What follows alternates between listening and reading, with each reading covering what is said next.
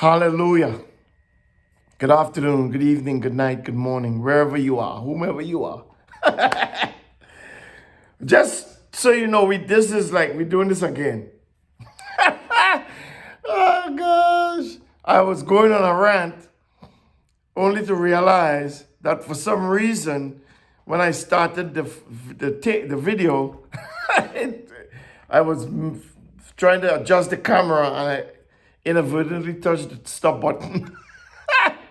And I'm going on talking, and nothing was being recorded. Oh gosh. I tell you, you gotta laugh at yourself sometimes. Most times, I would say. Can't take yourself too seriously. Right? Anyway, welcome to the channel Voice in the Wilderness. And I will try to remember all the stuff I said before. Maybe I went on for like 2 or 3 minutes or so before I saw it. So I'm going to try to remember all the things that I said, because everything that I did say was actually pertinent to what we're going to get into. Just as a reminder, we are in this new topic. What is God? What is Jehovah up to? What is God up to? That is not the final. It might be. It's just I don't like how the topic comes off my tongue. So I'm trying to think of. I'm trying to be inspired to change it, to create a topic that flows off the tongue a little better, right? But suffice it to say, if nothing happens, then that's what the topic is going to be. God, Yahweh, what you up to? What is the whole spiel with this creation? And I was reminding us of stuff we talked about in the last session, which I kind of like to pull us in from last week into this week. Last week we talked about the creation and how it began, right? We talked about Genesis chapter 1, verses 1, 2, and 3.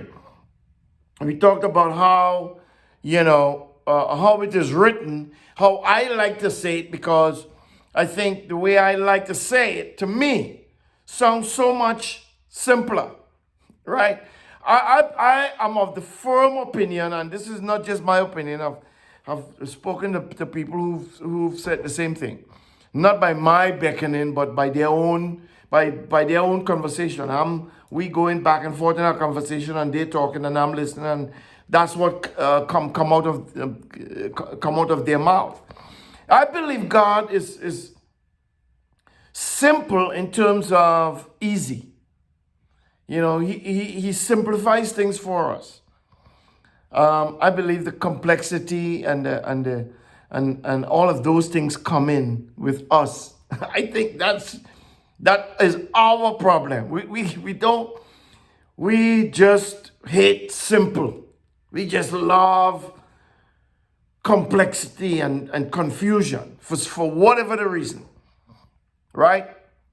And there is something wrong with being simple, right? Even the book of Proverbs talk about the simple get run over, something like that, right? Simple-minded. So God is not simple-minded. He's clear and concise and explains exactly what he's saying. We are the ones who confuffle everything that he says, right?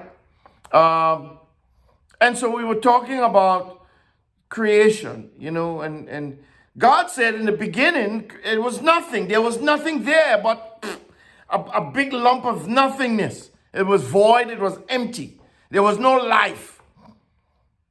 Light was around, but there was no life. Because, just listen, some people are like, well, where you see that, sir? Whatever you might want to address me as. Where you see that? You crazy? Ain't nowhere in the Bible says light was there in the beginning. Well, here's my argument, sir, ma'am. Wherever God is, light is there. So, if he was there in the beginning, light was there. And so what he did, as he is shown in Genesis chapter 1, verses 1, 2, and 3 is, he spoke through the lump of that was there and said, light come forth. And light came. Light appeared. Light didn't argue. And we talked about all the things he created. Bam, bam, bam, day 1. Bam, bam, bam, day 2. Bam, bam, day 3. Bam, bam, bam, day 4. Bam, day 5. Bam, day 6.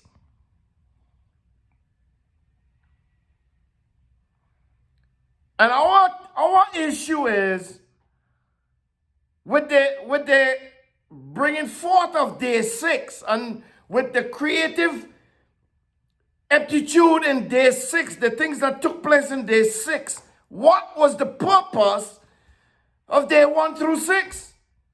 What was the purpose of all of this stuff? The sun, the moon, the stars.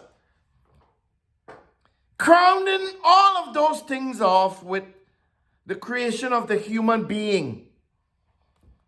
We are the crown of creation. What was the purpose?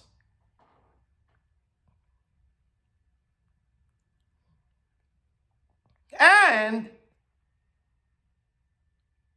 does the Creator, does Jehovah, does God have any input in his creation?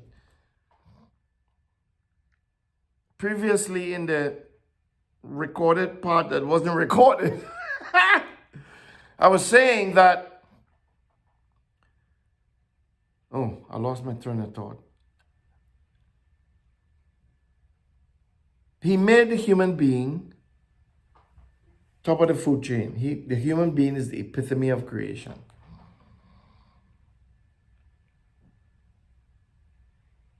And I was saying that he who created all things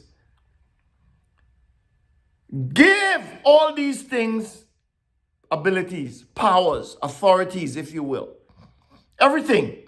He told the sun, shine. Be king of the day. He told the moon, shine. Be king of the night. Put the stars up in there and told them, give light. Go back and read it. He gave everything. He created the grass, the trees, and he told them, reproduce after your own kind. Bear seed that will reproduce after its kind, and all these things. Go back and read it. Everything he created, he gave those things authority, permission, ability to do things.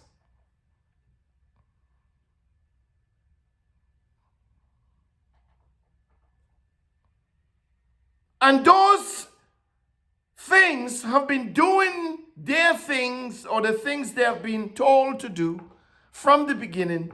They have been doing it from the beginning down to the this very minute that you're listening to me on this podcast, on this teaching.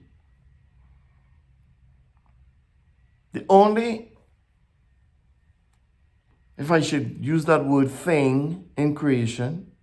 By the way, we're going into Genesis 18. That's where we ended last week. We're going to go back there.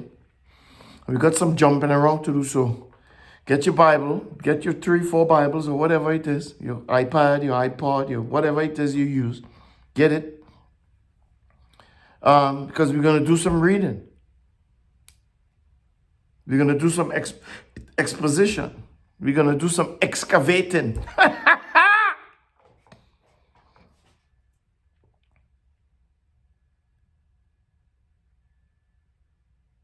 What's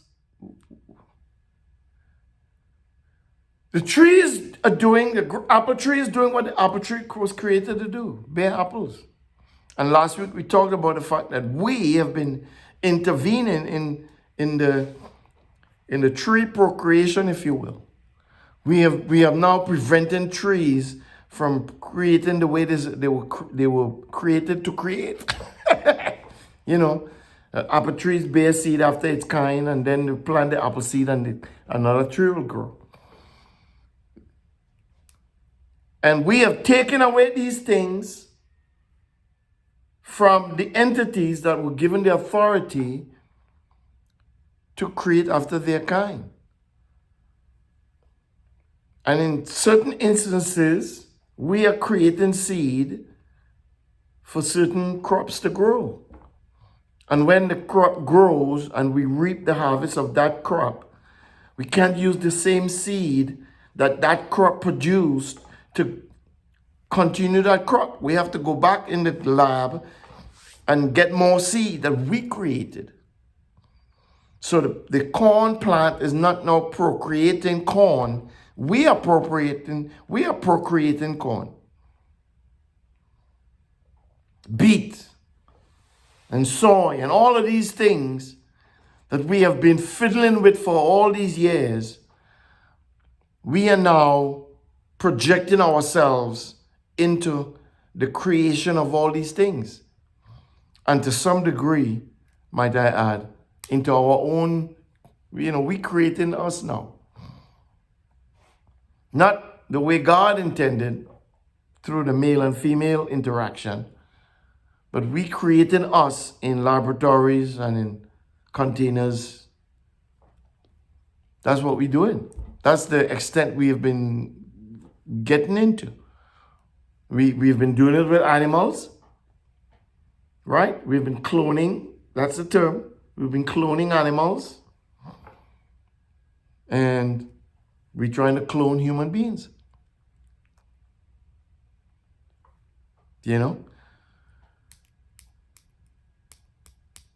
So, if in Genesis, in all of Genesis 1, chapter 1, we see Jehovah, the Creator, given authority. He's given authority. Well, you can't give authority if you don't have authority.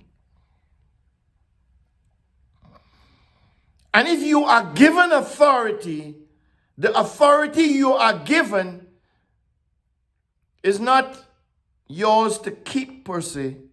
That authority can be taken away. You can lose that authority.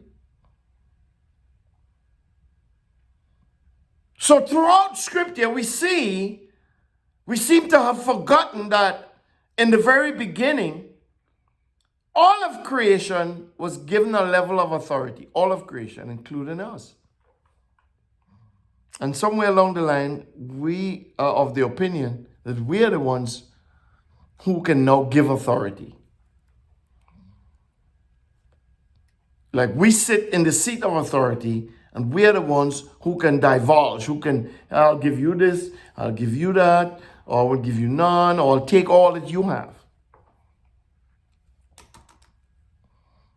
So what is God up to? What is he saying? What is all of this about?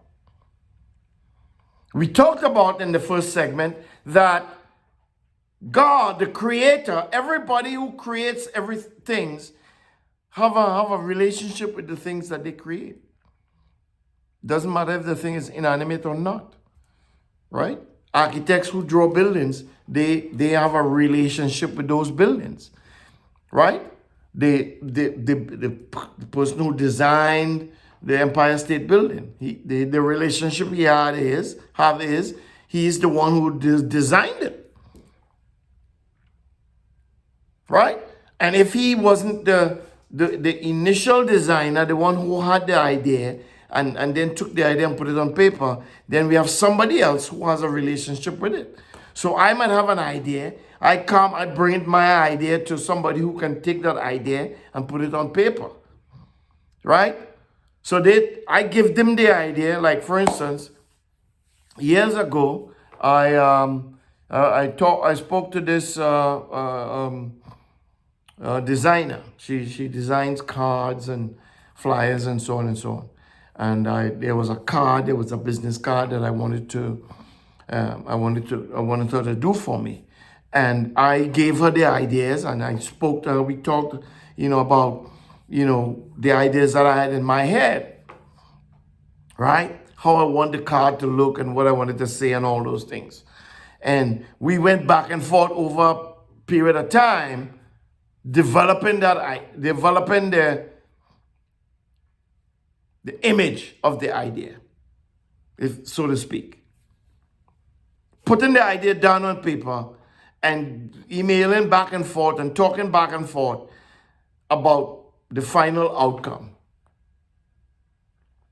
And in the end, when the final outcome was created, it was awesome, beautiful.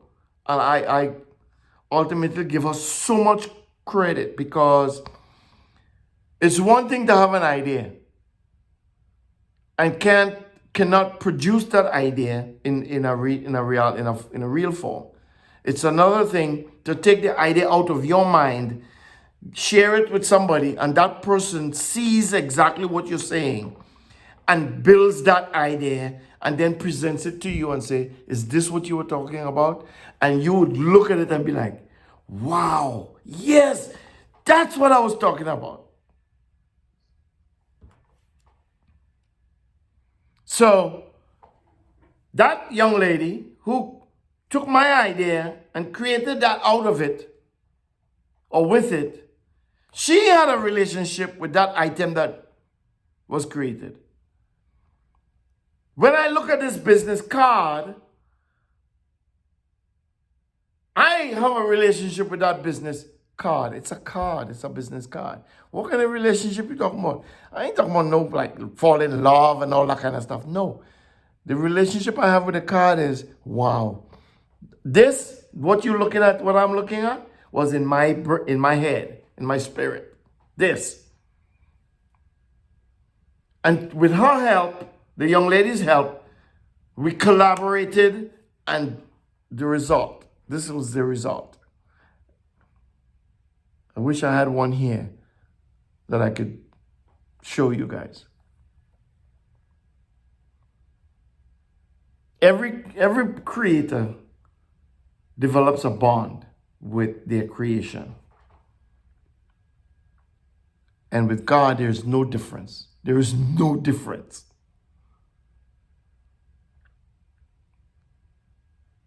And so from the get-go, from the beginning, all of these things was stated. God created. God put the man in the garden. God gave the man instructions.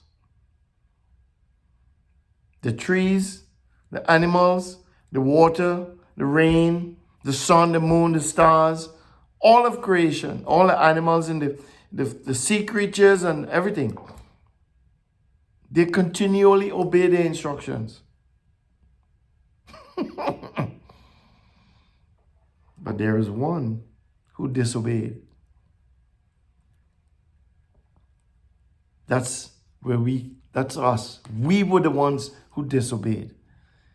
And so God now is rebuilding that relationship, or has rebuilt it, because again, He created the end in the very beginning.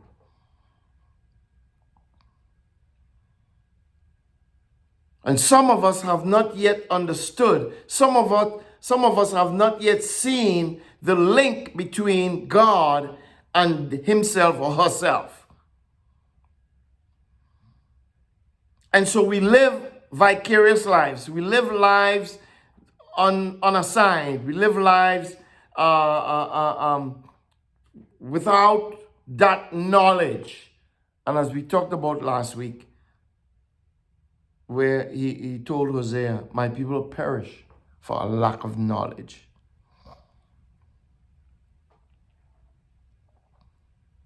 There is a connection between the Creator and the things that He created.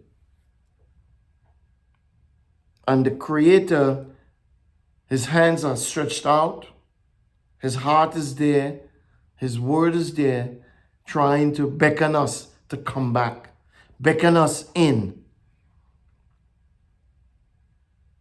And we have refused to see.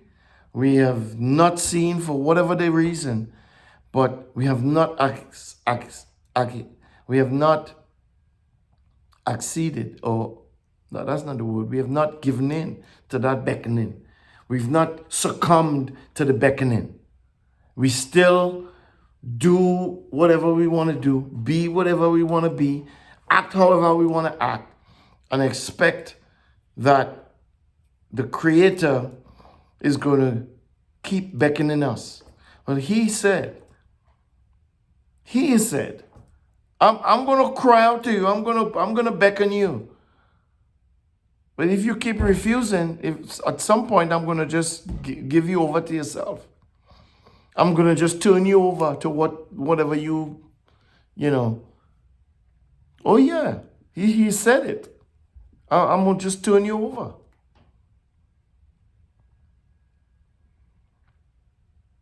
And so we talked about God with this relationship with his creation last week. We talked about Adam and the woman. And we talked about they broke the command and they fell out of favor with God. Out of favor from the perspective of, now you want to have to do stuff on your own. You want to have to work,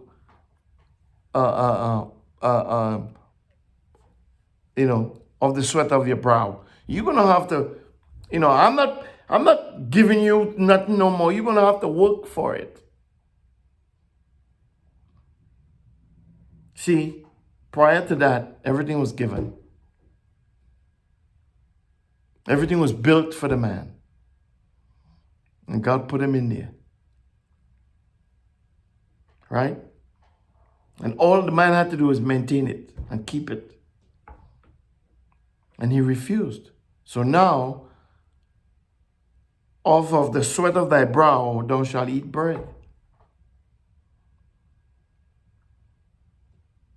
The woman has been in pain in childbirth since that.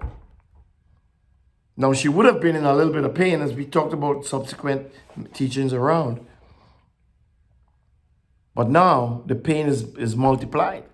He said, I will increase the pain of your childbirth. Increase it. And if you think about that, if he said that in the beginning, if you think about when a woman is procreating and she's giving birth, there's the pain. Whatever pain she feels, that's the multiplication of the pain that she wasn't supposed to feel if they were obedient in the beginning, if she was obedient in the beginning. So even now, at this very moment, we are still enduring suffering for what we did in the beginning.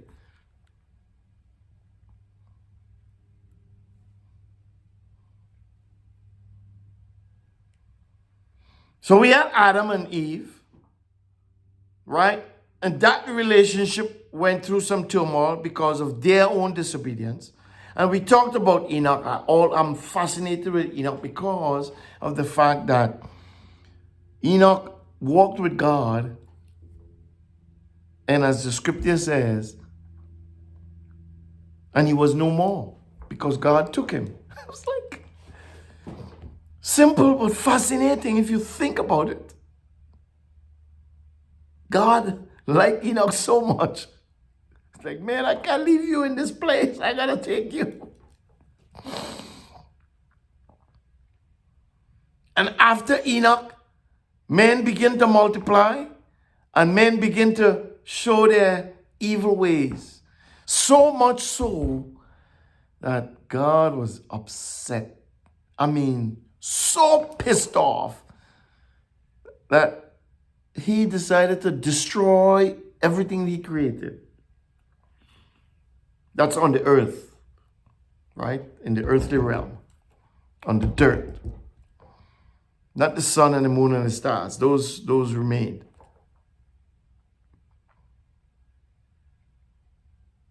Everything he created in the earth realm,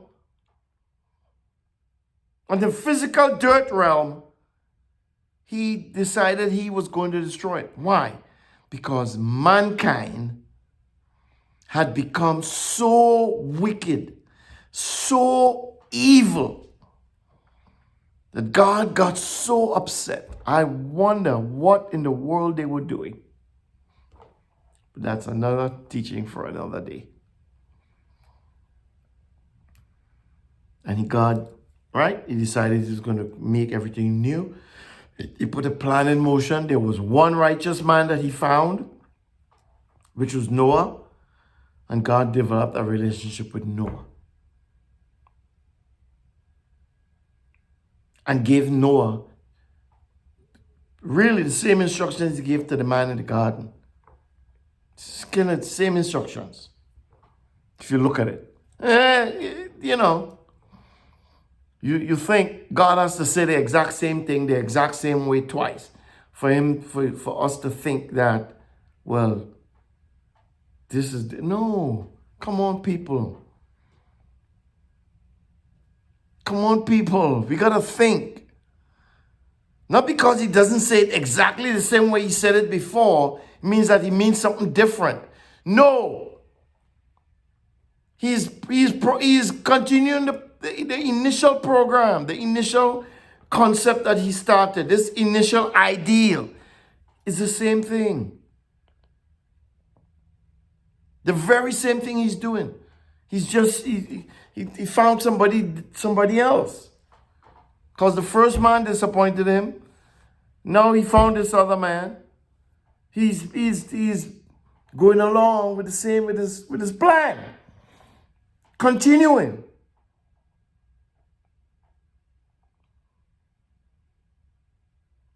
And then we know about Abram. And that's where we stopped last week. Why did he choose Abram? And that's what we were talking about. He chose Abram because Abraham, listen, I like to be technical, but I don't want to be over technical. Okay? And we have lost our sense of objectivity, It's like we so want to be in a fight that in this case, I'm saying Abram, right? And even though we know that at the time, his name was Abram or Avram. It wasn't Abraham. It was Avram. Is that important?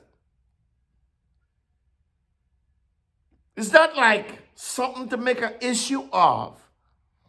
Not really, according to the context of what we are talking about. Because that's the person we are talking about. Abraham. Because it's the same person, Abram, who was later renamed. It wasn't somebody different. It's the same person. So if I call him Abraham now, when it's not Abraham, it's Abram, well, it's not going to kill us. We're not committing a sin. We are not going to be deemed, what's that word? Not excommunicado. That word came to my excommunicado. Like from John Wick. But heretic. You're not going to be a heretic. Okay?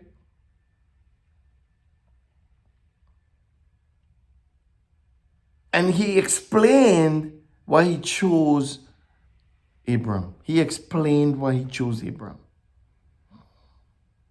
Not only that he had promised Abram a lot of stuff, but he knew that Abram, according to Genesis 18 and 18 and 19, will command his children and his household after God, in the ways of God. Will command them, will give them a charge, just like God did to Abram. See? God knows that Abram is going to encourage, is going to demand, is going to command, is going to charge his children to foster that relationship with God. To fan the flames of that relationship. Encourage them in that way. God knew that Abram would do that. So why not choose him? If I know that you're going to be wicked and evil, I mightn't choose you for a particular purpose that I want somebody to follow me in. You see what I'm saying? I'm going to choose you for another purpose because I know you wouldn't follow me necessarily. You would follow whatever you want to follow. You'll go that way. So I'm going to be like, you know what? I know that you would like to go that way. So I'm going to just I'm going to just choose for you to go that way instead. But God knew who Abraham was. And because he knew Abraham, he chose Abraham because Abraham was going to come after him anyway. And we talked about that. Right?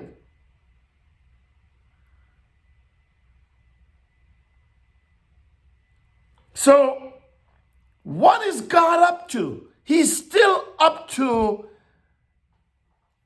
fostering, lighting a flame or a fire, if you will. He's still up to endearing his people to him. He is endearing the world to him. All the earth is mine, he said. However, the soul that sins, that soul will die. In other words, the soul who doesn't listen to me, the soul who doesn't care about me, the soul who sins, that soul will die. Because everybody belongs to him. He created everybody.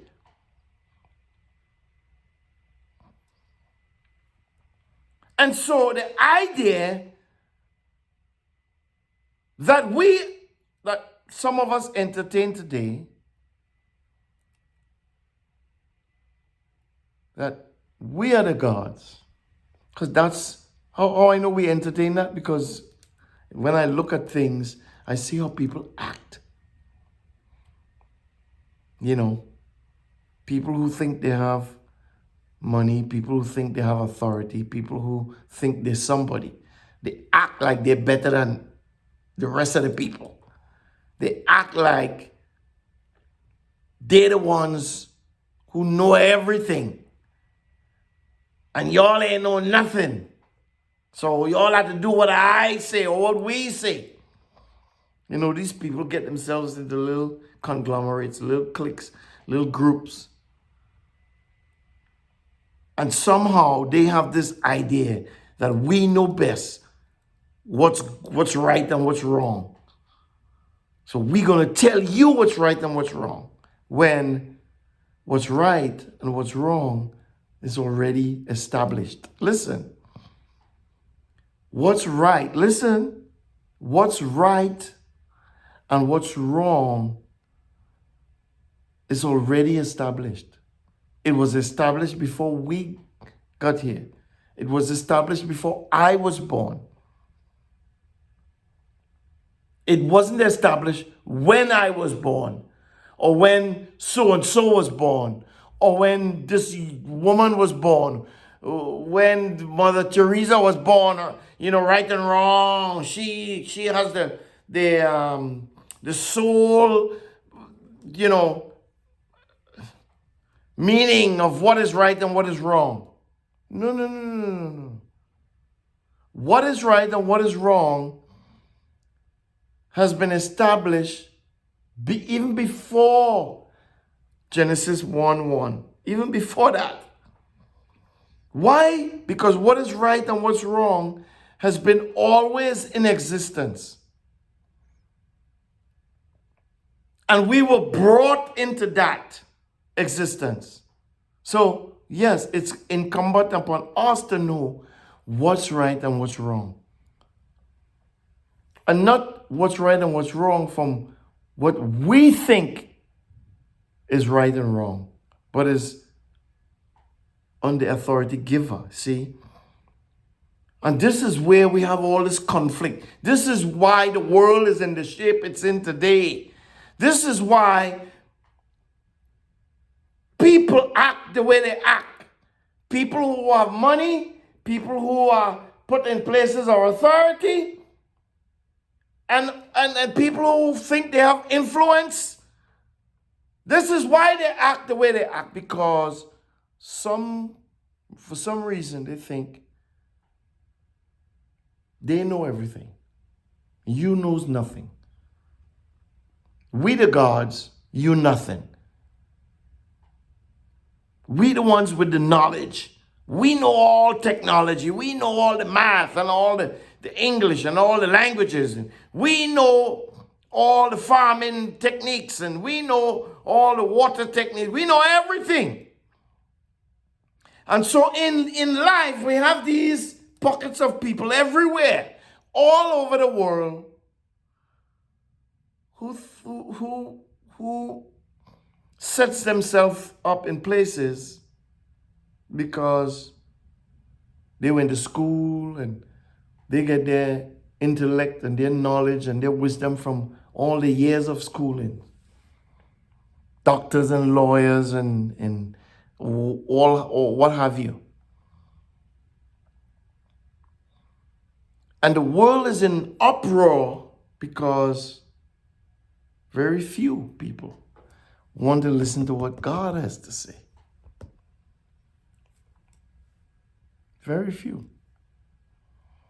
He tells us why he chose Abram. He chose Abram simply because he knew that Abram was going to tell his children, was going to command after his children, was going to give his children a charge to follow the way of Jehovah. This is the way, walk in it. Be obedient. He is the one who has all authority.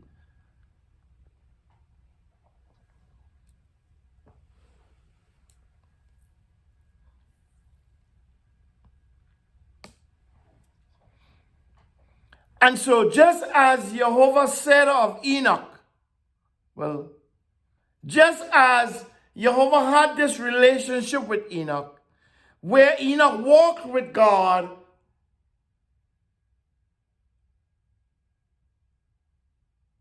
and he was no more because God took him.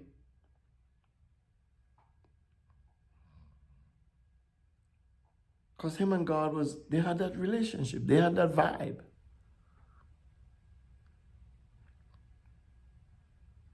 Next man up was Noah. And God loved Noah. And God gave Noah instructions. And Noah obeyed. Mind you, God said of Noah that he was a righteous man. See, Noah found grace in God's eyes because he was righteous. He didn't say anything about his children being righteous. Didn't say anything about his wife being righteous. See, when God singles somebody out, he singles them out for a reason. And oftentimes that reason is enjoying to those who he has around him. So a righteous man is going to lead his wife in a righteous way.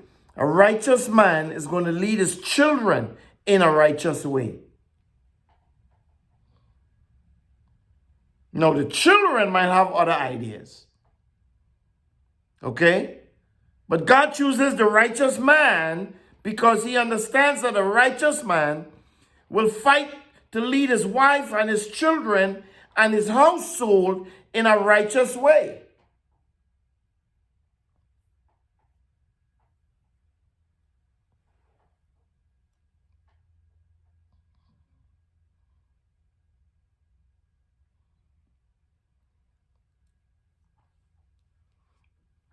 So, what is he up to? God is looking for righteousness. He's looking for righteous human beings. Not righteousness in their own eyes, but he's looking for human beings who are righteous, who are willing to be righteous, who fight to be righteous, who stand on the side of righteousness, who lift up righteousness. who speak about righteousness, who do righteous acts.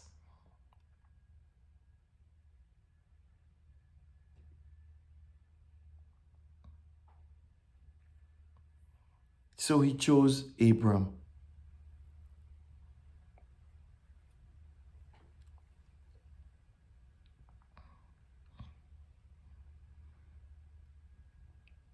And he told Abram, the world is going to be blessed because of you. All the nations of the world. Think about that for a second. Think about the righteousness of Abram just for a moment. I know we've beaten this like a dead horse. But maybe the horse ain't dead yet. Maybe the horse could take some more blows.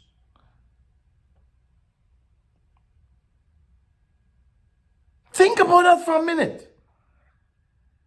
Abram is so righteous that God says to him, all the nations of the earth is going to be blessed because of your kind of righteousness. That's huge.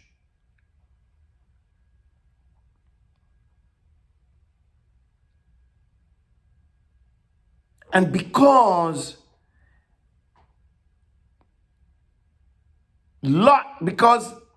Abram somehow understood that he is pursuing God, and because he has commanded his children and his household after him in that godly pursuit, Noah is involved. Not Noah, sorry, Lot.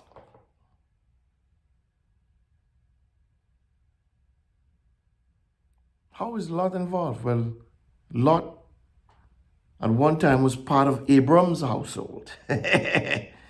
Even further, Lot is intimately involved with Abram because Lot is Abram's nephew. How many of you out there, how many people we have heard, how many stories we've heard about people losing their parents or losing a loved one or whatever, and taking in their nephews or their cousins. How many people exist in the world like that? In Abram's case with Lot, where Lot loses his father, loses his mother, or not necessarily loses his grandfather, but one of the family decides, don't worry, I got you. I'm gonna take you with me. I'm going to take care of you because we family. See, we cannot dilute that relationship. We cannot dilute the possibilities about that relationship. We cannot dilute the possibility of Abram having a tremendous influence over Lot and his way of doing things.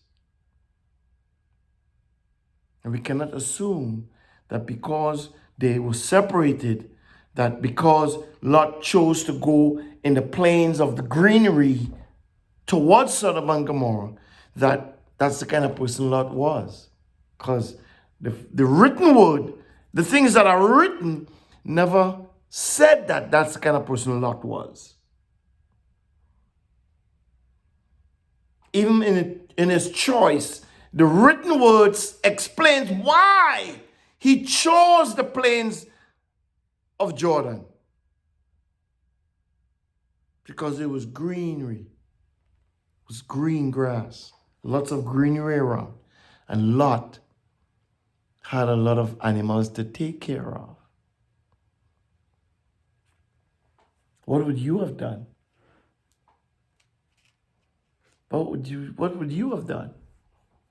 If you were in the same boat, I pretty much guarantee that many of us in the same position would have done the same thing. That's if we had the same kind of heart, if we had the same mindset as Lot. Many of us would have chosen that, maybe for the upright reason of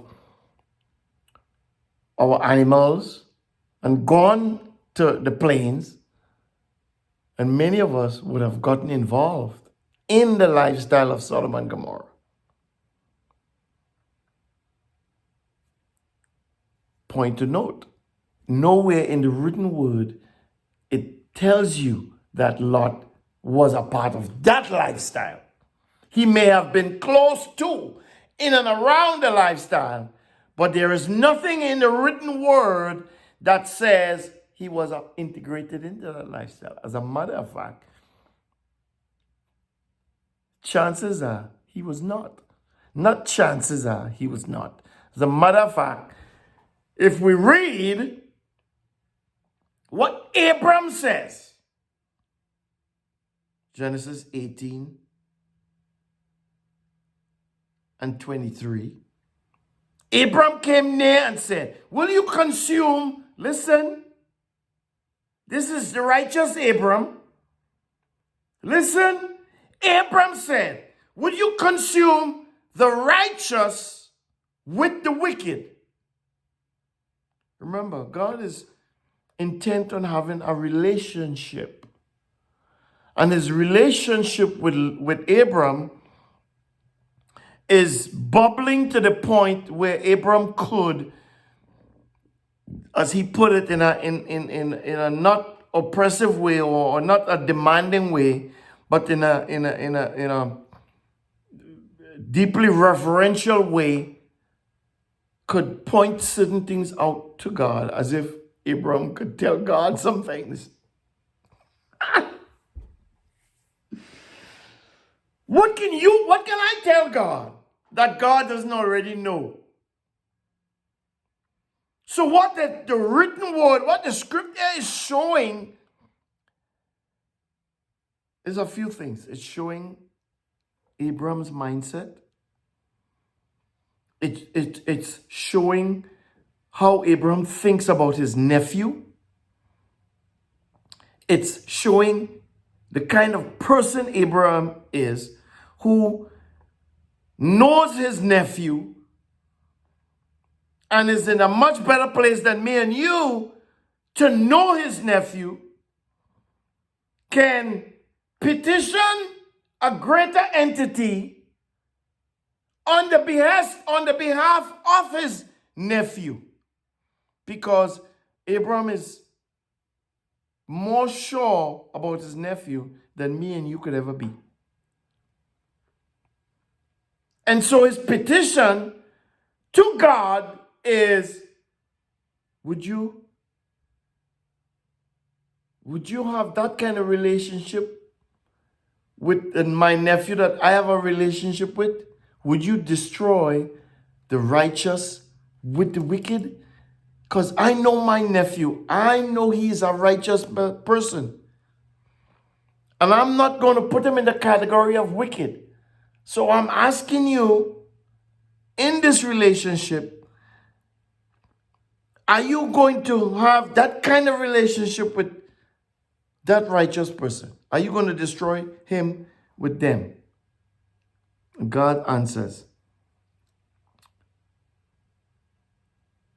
what if, may it be far from you to do things like that? This is Abram still talking. To kill the righteous with the wicked. And God said, verse 26, if I find in Sodom 50 righteous within the city, then I will spare the whole place. And we go into this whole battering thing, right? About this whole battering thing. Well, if you don't find 50, because God knows how much righteous people is in there. God knows every man's heart. Let's not be fooled by that. God knows every man's heart. But what is written here is written for us to take a deeper look. into hearts, into what is God up to in this situation. He's carving out this relationship between Abram and Lot. He's carving out this relationship between God and Abram. He's exposing his heart, Abram's heart, Lot's heart. Because when we go deeper into the story, into the part where the man actually went into the city, into the part where the man came to Lot's door and was banging it down and was asking Lot to send the man out. When it comes to the part where Lot snuck out of the door and closed the door behind him to go tell the man, listen, don't do this wicked thing. I have 2 daughters. I will bring them out. You could do whatever you want with them. The men themselves, the citizens of the city themselves, give us an insight into the kind of person Lot was.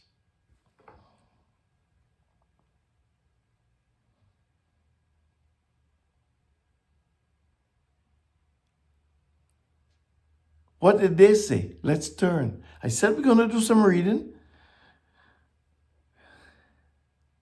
Flip the page to Genesis 19 and 9. And what the man says, listen, they said, stand back. Then they said, this one fellow. Who's the one fellow they're talking about? Not Abram. No, they're talking about Lot. The one we condemn in our teachings, in many of our teachings. The one we think is bad. The one we think he had bad intentions because he saw the plains close to Sodom and Gomorrah. See, that's how we judge things. That's how we see things, because we see this person living in this environment and we think they're evil because look where they are. God looks at their heart.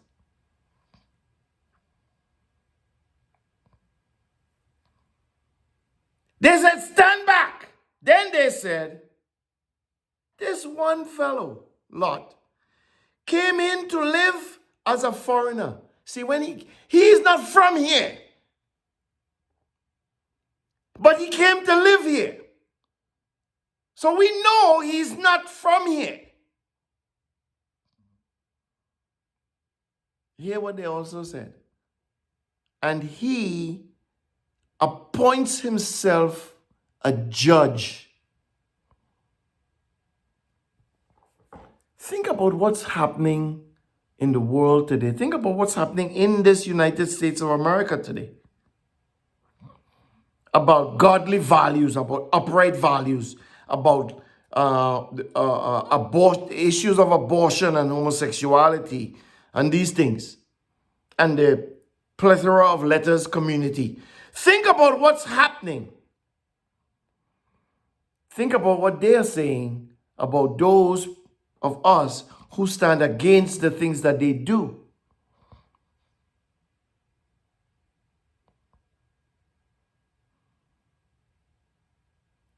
They said he appoints himself a judge.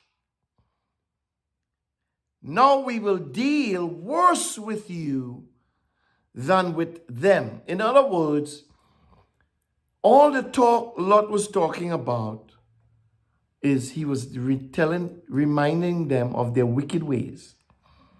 And he was appealing to them to avoid these wicked ways. Not to mess with the 2 men that he was entertaining, him and his family was entertaining. Right? That's one way he was condemning them. The other way he was condemning them was by telling them he have 2 daughters and he's going to send the 2 daughters out to them that they could do whatever they want to do with the daughters. See? Because that this is not a laughing matter, but it's so ironic that in this little scenario, the condemnation comes because you know how we are. You know what we do. And yet still you're trying to tell us, don't do it with them. You're gonna tell us who to do it with. No, no, no, no, no. We want what we want when we want it. Sounds familiar?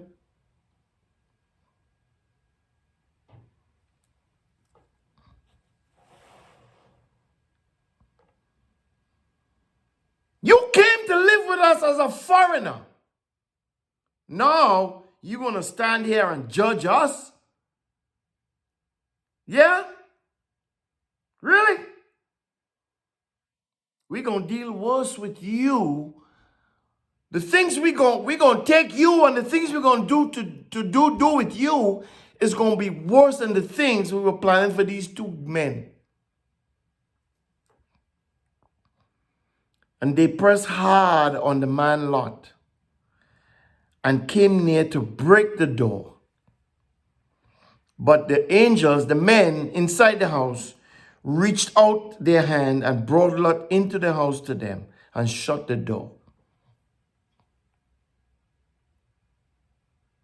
See, we condemn Lot because Lot offered his two daughters to the crowd. And you hear people talk about this, and that's basically what they say. That's why in the beginning I said, or maybe I didn't say it in this recording, maybe it was in that piece of recording that we did that wasn't recorded. I did say that in this ministry, we teach things a little bit differently. We go with what's written. We look at what's written, and we think about what's written, and we try to figure out what is God saying by what is written. We start there, and then we get into, where a lot of those things, where this spirit takes us, if you will. If I could say it like that in some kind of a spiritual way.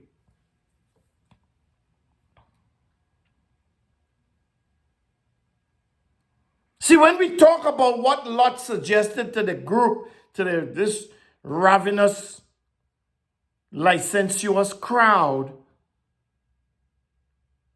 we hold it against Lot because we say, this is nothing. This guy is crazy. Why? You don't love your kids. You offer your kids up to a mob to do what they will with them. And remember last week we talked about how God knows everything that takes place. How is God looking at this man who is giving his two daughters to a crowd of men who wants to have who wants to have relations with men, with two men? How is God up above looking at that? How is he looking at this man who has two daughters, who is saying to the man, here are two daughters, here are two women, have your way with them. But as men, don't mess with the two men that I am, what's the word? I'm exhibiting hospitality toward.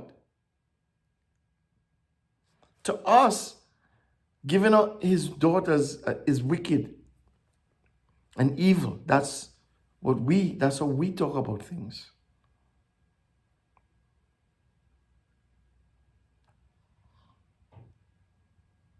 I wonder how God saw that. I say God saw that as a righteous act.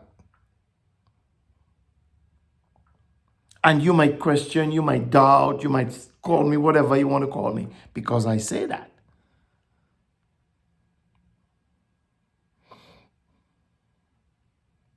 And I say that based off what is written. I say that based off of looking into the heart of God. God is looking at Lot. God knows if that actually takes place and they decide they're going to take the two women, God knows what's going to happen, probably. What might happen. They might just abuse them to the point of death. He knows that. But is he gonna blame Lot? Is he gonna accuse Lot of, throwing his children to the wolves? Or is he gonna look at Lot, and because God created everything, and because God knows that really, when you're dealing with relationships of that kind, you want to put a man with a woman, another man with a man, because that is an abomination to God. And not the other way around, not the other thing. The other thing is not an abomination. You will be judged based on your acts.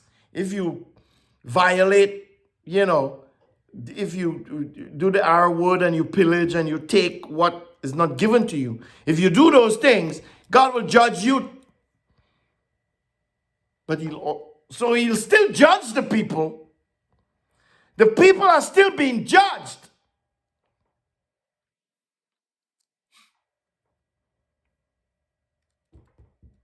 Can you, for 1 minute, just think about that and be like, does that make sense or not? And if it doesn't make sense, it's okay. You don't have to believe anything I say.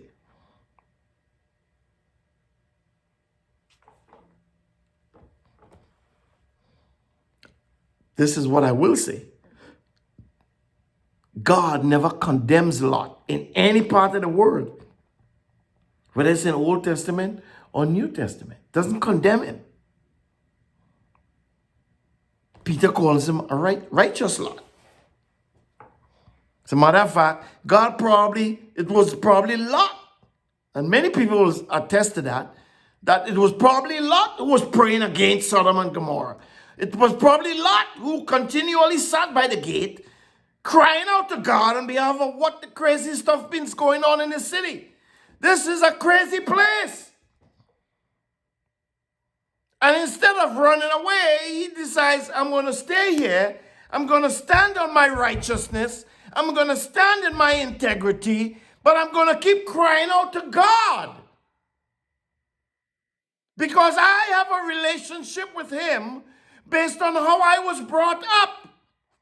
My uncle taught me in the way of Jehovah. He taught me to do righteousness and justice.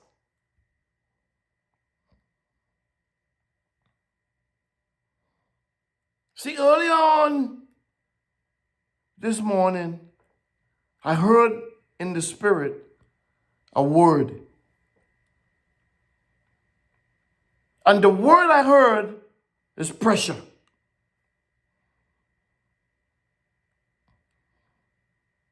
See, I was listening to a podcast, and the Christian person was talking about what's happening in the world today. And he was saying there's a lot of witchcraft going on. Yes, I agree with him. A lot of witchcraft.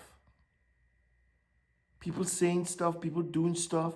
It's a lot of witchcraft in the world. Witchcraft in government, witchcraft in religious spaces, witchcraft everywhere. See, we think witchcraft is some hocus pocus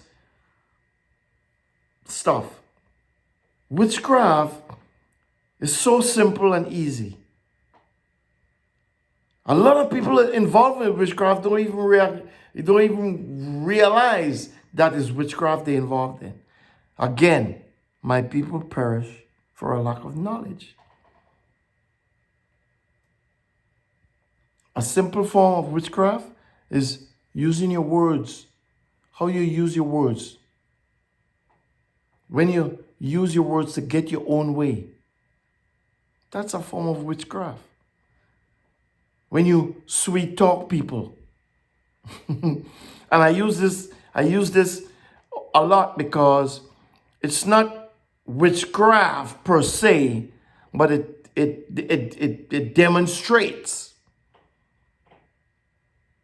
When a man is looking for a woman, he's looking for a wife, he's looking for a girlfriend, and he meets a girl and he talks. He's trying to win her over. So he says things. And that in itself, that's how witchcraft operates. So it's not technically what he says, but is what his motives are. See, if he just wants to have physical relations and that's it, his motives are not good, it's not right. Even though that's a natural thing. That's what he was created for. The man and the woman, they were created to come together to be able to procreate and build and have a family and relationships and so on. That's a natural thing. That's normal. But if he invites the woman through his words to be a part of his personal space, personal relationship,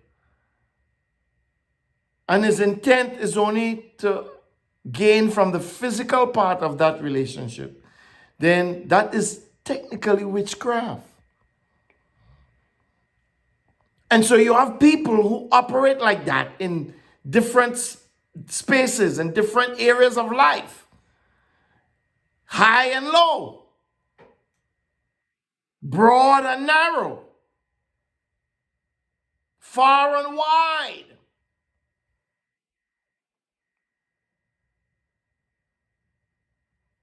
See, it's not,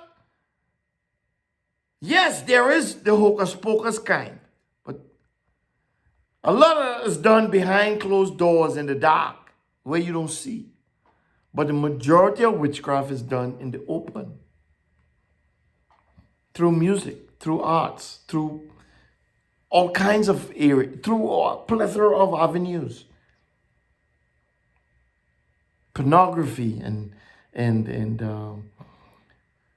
through all these religious sects. A lot of religious sects, sects, are involved in witchcraft. They just don't know it because they think they're doing something upright. They think they're doing righteousness.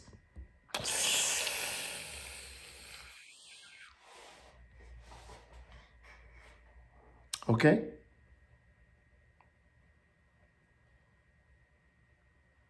So we might perceive that Lot is some crazy person. He's a nutcase for offering his daughters to this crowd. But it's not what you perceive, sir, ma'am. It's not what I perceive. It's what God is looking at. What is God seeing here? What is God trying to say here? What is he up to here in this? And as I was saying, what I heard in the spirit about pressure is that what is going on in the world from certain perspectives you will hear is the devil. And we talked about that. In this ministry, we don't ascribe to that. No. The devil is not responsible for all the bad stuff that's going on. Because that would make him king of being bad, the king of bad.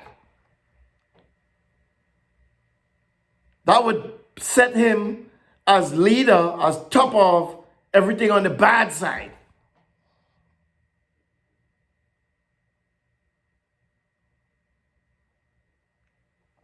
And in opposition to that, or opposing that, would be all the good things that are happening. We give God credit, and then we say, well, God is the king of all good things.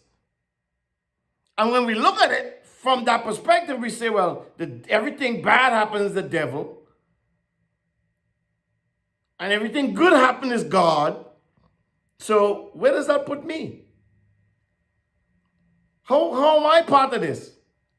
What part am I playing? What part are you playing?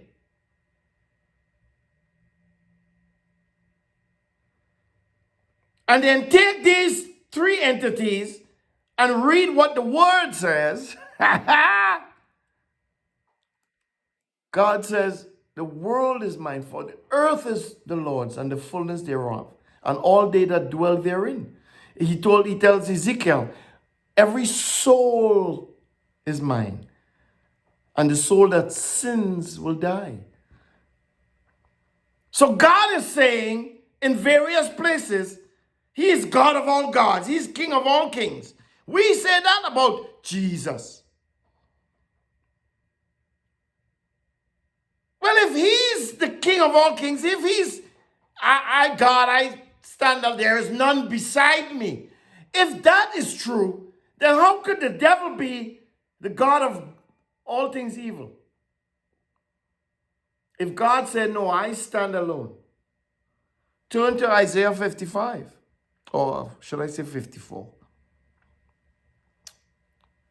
We'll see if it's 55 or 54. I'll go 54 first.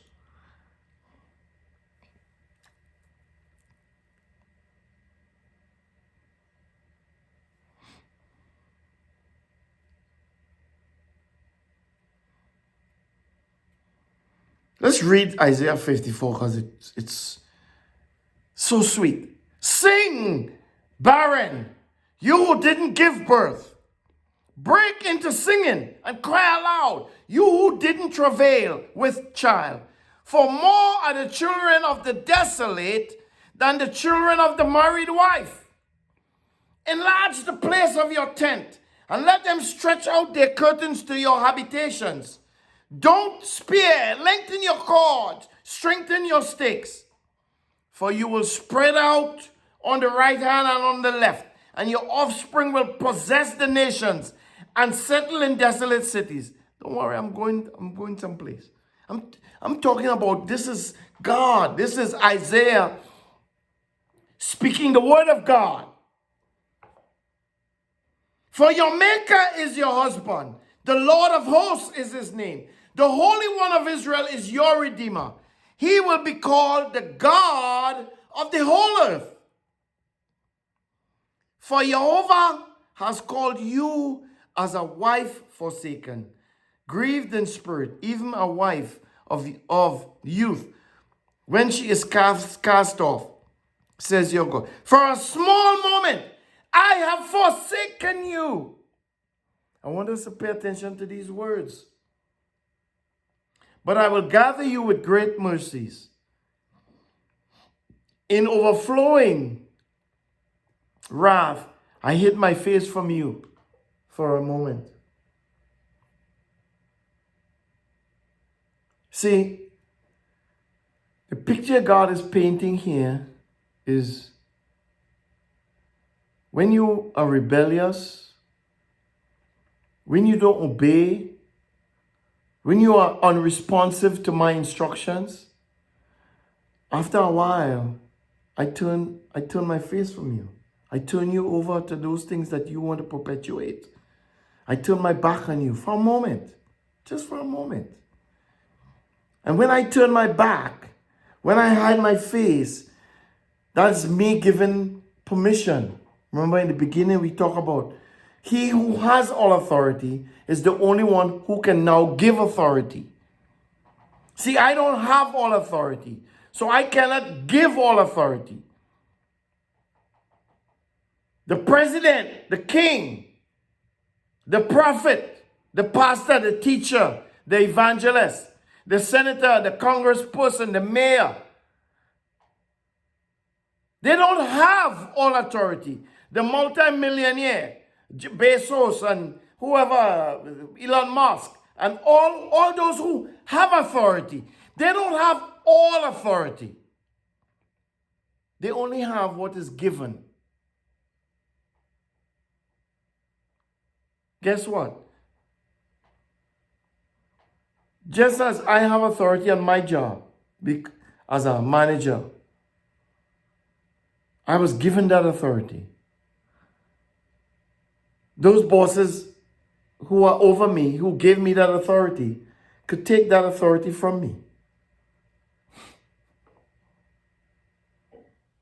And if I, in a position of authority, give somebody subordinate to me authority, I could take that back. Even though I don't sit in the sole position of authority. See? Those are some of the things we fail to understand. We fail to see those things. Because some of us who are in authority, some of us who were given authority think we are the authority. God says, when I had my face, stuff happens because I let it happen. Oh no, it's not the devil. You can't blame the devil. Because when God turns his back, he gives the devil permission to come. See, he gives authority.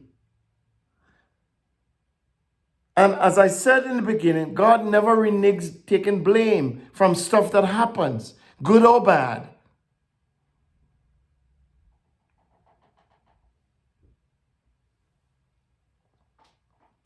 He says, in overflowing wrath, I hid my face from you for a moment.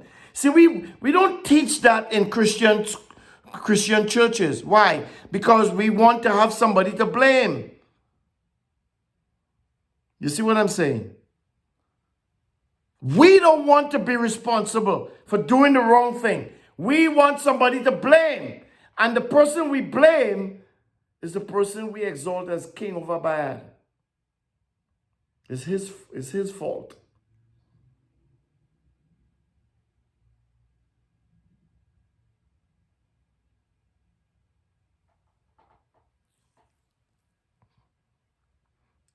In overflowing wrath, I hid my face from you for a moment. He said, but with everlasting loving kindness, I will have mercy on you, says Jehovah your Redeemer. For this is like the waters of Noah to me. For I have sworn that in the waters of Noah will no more go over the earth. So have I sworn that I will not be angry with you, nor rebuke you. And he goes on with this big exposition. For the mountains will depart, and the hills will be removed, but my loving kindness will not depart from you, and my covenant of peace will not be removed, says the Lord, who has mercy on you. Where is the devil in all of this? It's nowhere to be found. This is God exposing his relationship to his people. See, that's what we are talking about. Where is he? And we get into that word pressure. We getting there, don't worry.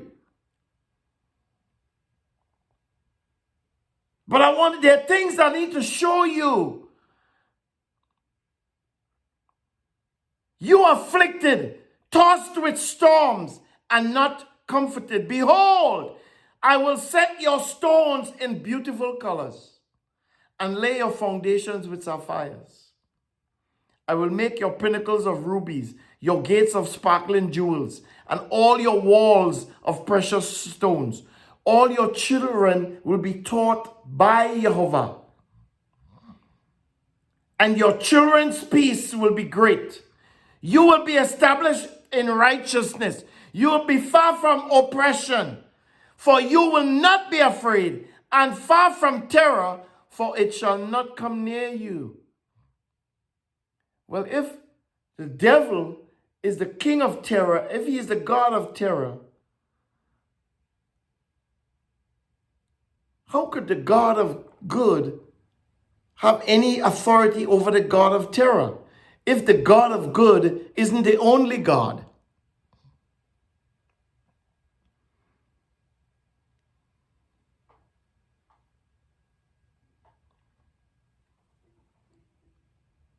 If that's what we do and elevate both of them as gods, then that fight is going to be perpetual.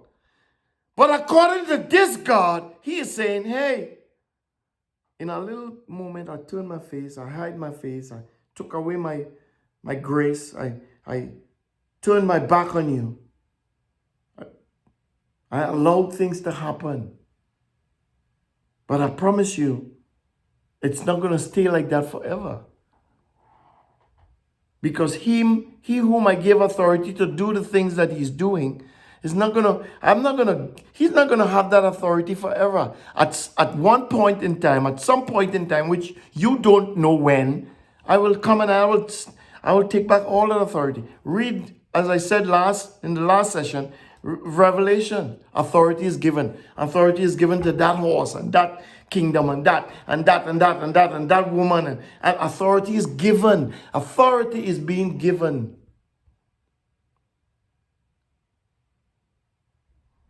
The people who have authority and operate like they are the sole proprietor of that authority, they are operating in a misguided notion.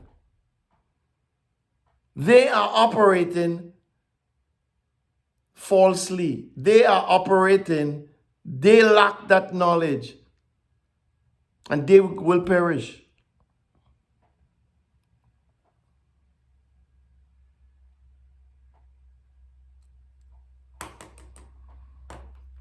He said, behold, in verse 15, we're still in Isaiah 54.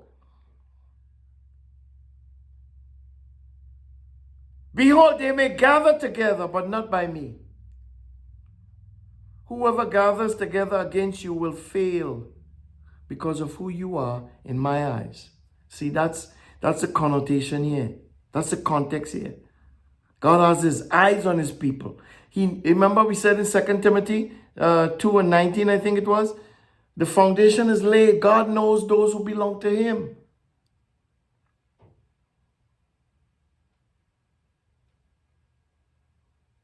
He said, yes, they will gather. They will gather against you. Because I allow that.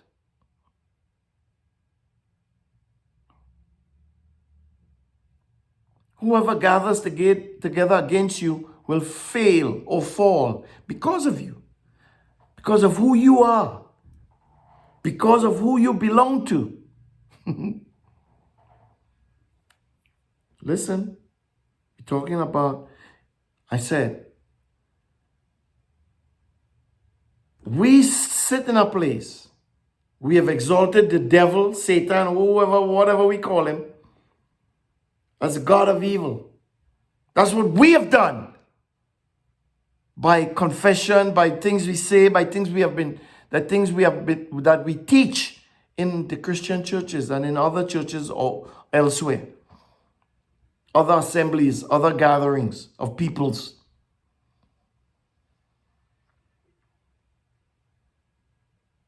God is good, only good. He only does good. Huh? God says, no. I am God. I am the God. There is no other God like me. There is none beside me. There is none equal to me. Everybody is subordinate. Even the devil is subordinate to God. Everybody is subject to God. Even the devil. The devil does nothing on his own. He's not hanging out there all day on the tree waiting because no. He gets his opportunity when he is given his opportunities. When God turns his back. When God says, you know what? Have you considered my servant Job? Or Joan, or Joanne, or Keith, or Claude, or Craig, or Charles, or Anne, or Margaret. Have you considered them? See?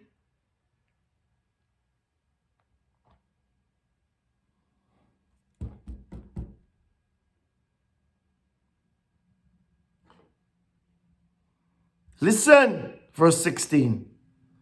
Behold. In other words, hey, look here. Listen, look here. I, God, is talking.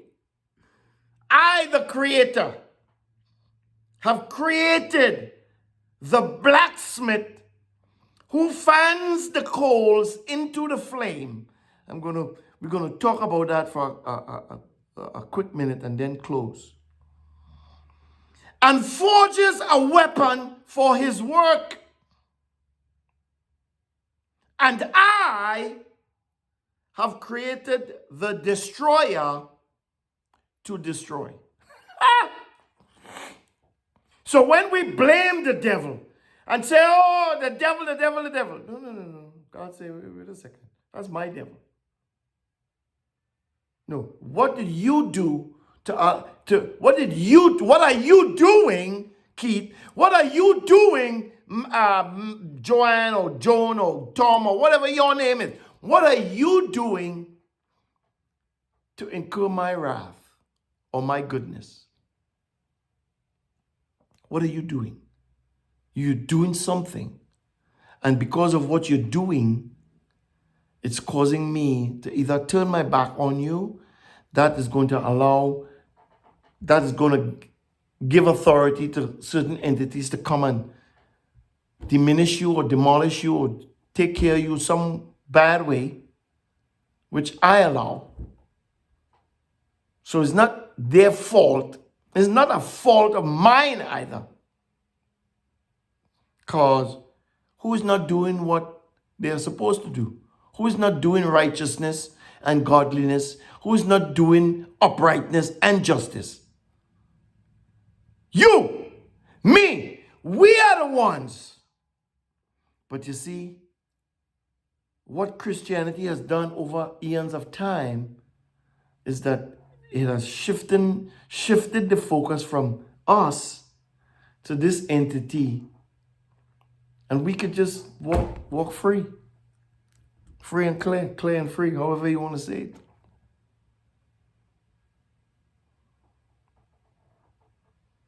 Genesis 6, we say some entity, some giants. Oh, the giants!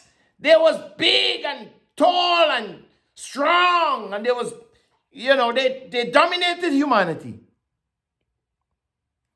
But what does the written word say? Who is God upset about?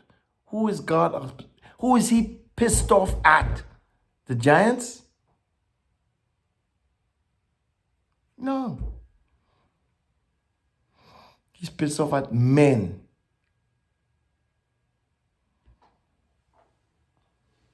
He's pissed off at men. Go read it. Yeah, they may have been giants, but again, for a little insight into that, jump on the channel and find that teaching. Who are the giants? And you'll get our perspective on who those giants were, possibly are. Yeshua makes mention of them when he was asked, tell us what it's going to be like when in your coming. And he said, like it was in the days of Noah.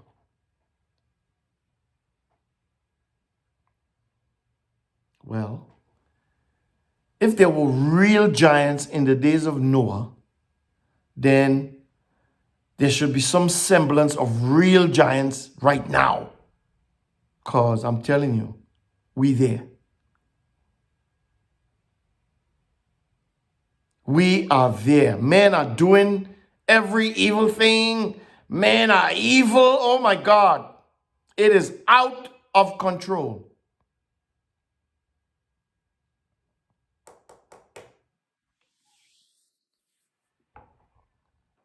You seen any giants around? You seen anybody looking like giants? You think God is going to be addressing the giants when he comes back?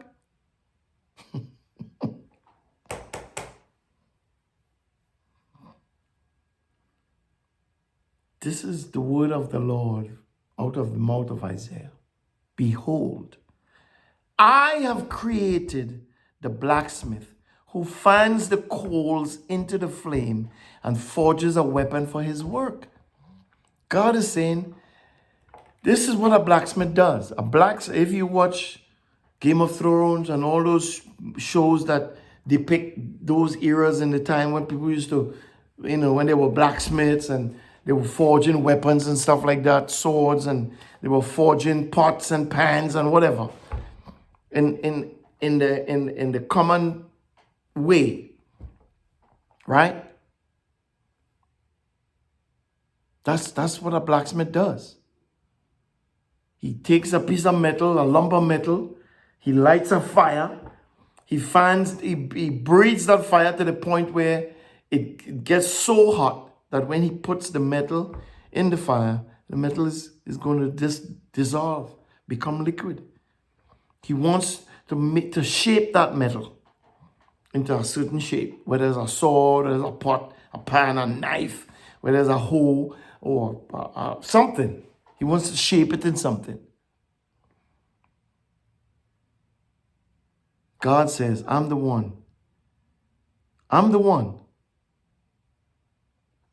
who fans the flames of those fires. I'm the one who is shaping this piece of metal into a sword or a fork or whatever it is. I'm the one. I'm the one, when I turn my back, is saying, have you considered my servant Job? I'm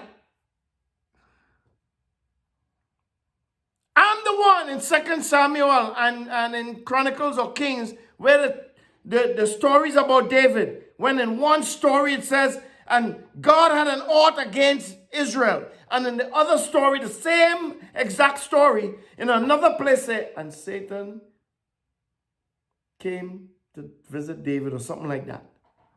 It's talking about the exact same event. Two different perspectives. When God has an ought against you,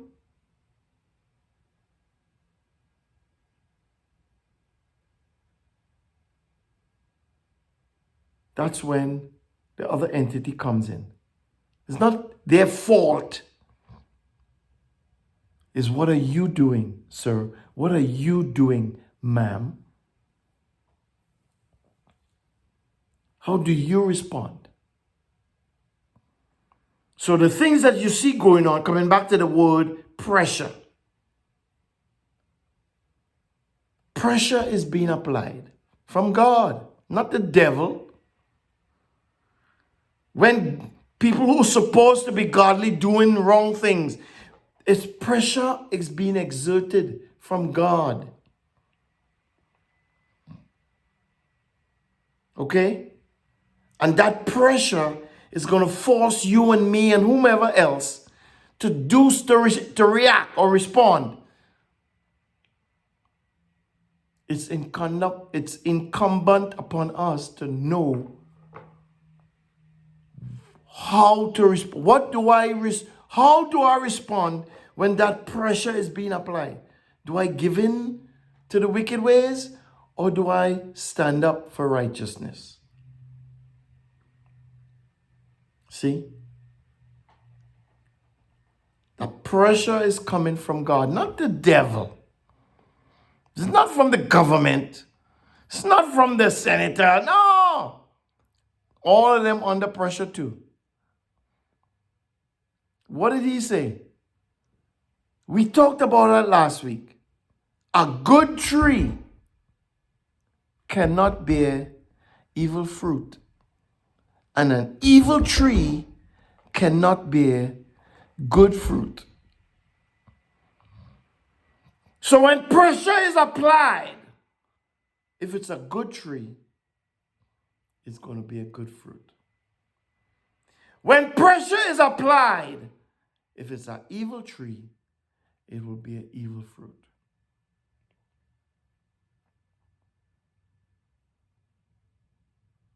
Don't blame the pressure that's being applied.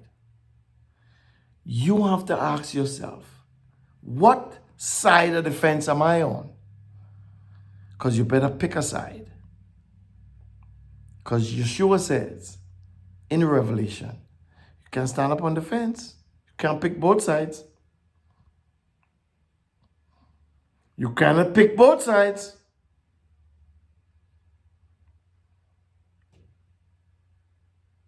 You can't pick God and money. You can't be hot and cold. You got to choose one.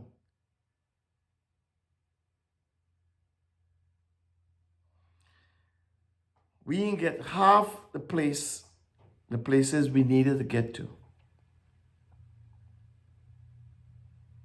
Okay? In another place, he told Isaiah, I, God, I create evil. See, he's the creator. Everything else is subjected to him. He is the creator. Everything else is below him. Everything else. And the only reason Yeshua is right there with him is not only because he came from him, but it's because he was perfectly obedient to him.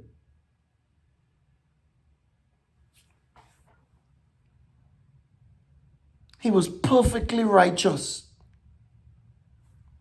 In closing, Deuteronomy 11 and 26.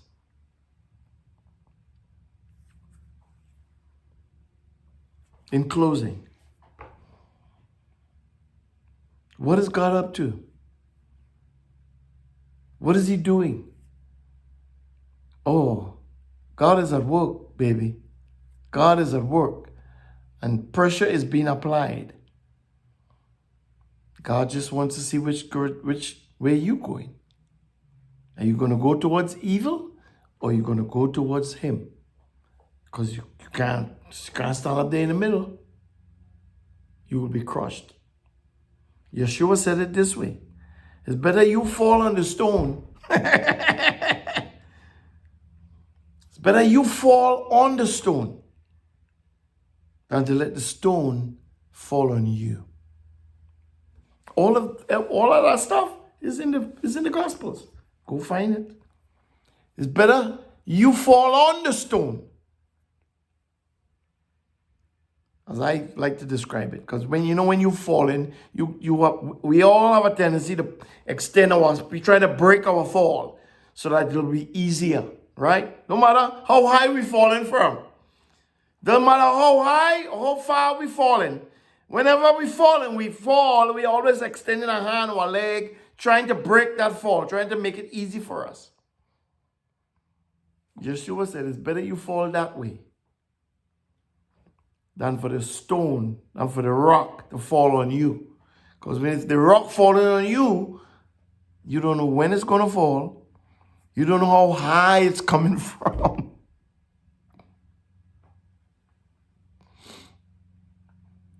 So, bruh, sis, if it's falling on you and it's coming from heaven and it's a big rock, it is smooshing you to nothingness.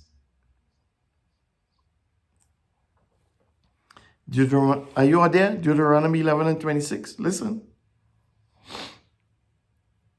Moses says, listen, behold, I set before you today, listen, a blessing and a curse. So I'm giving you something. It's both a blessing and a curse.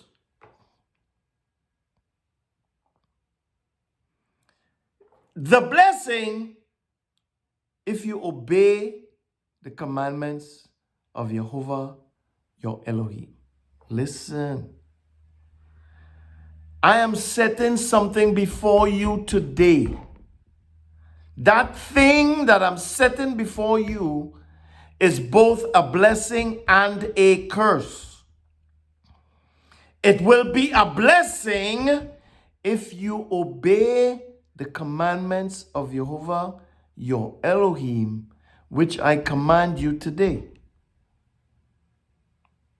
And it is going to be a curse to you if you disobey the commandments of the Jehovah, your Elohim, which I set before you today. So, what makes this one thing a blessing? Your act. What makes this one thing a curse? Your act. I'll leave it right there. Turn your Bibles to Numbers chapter 6, verses 22 through 27. And in closing, we always try to read this Aaronic blessing, which speaks volumes to us if we listen.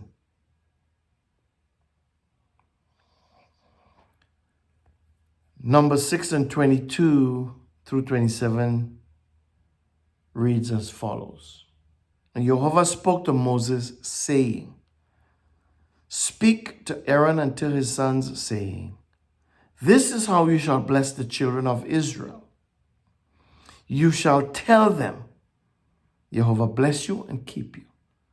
Jehovah make his face to shine upon you and be gracious to you. Jehovah lift up his countenance towards you and give you peace.